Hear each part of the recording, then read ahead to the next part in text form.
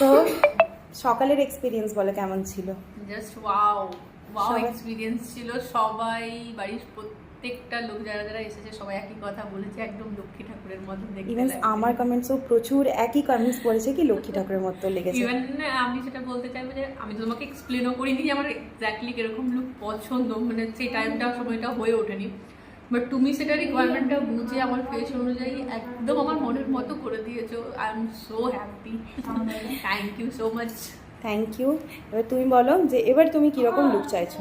এবার বেশি হেভি তো মেকআপ আমি চাইছি না, অবশ্যই লাইটের মধ্যেই হয় ব্যাপারটা। আর একটু চোখটা একটু বেশ সুন্দরভাবে চাইছি, নাকটা একটু সাফ হবে আর রেড লিপস হবে, দ্যাটস ইট। বাকিটা তুমি করে দেবে আমি জানি। চলো দেখা যাক। ভীষণ সুন্দর লাগছে, একদম লক্ষ্মী প্রতিমার মতো লাগছে তোমাকে। এবার বলো তোমার কেমন লাগলো?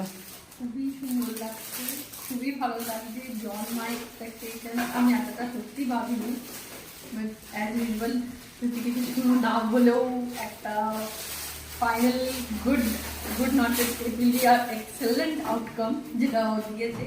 I am really liking it. Thank you.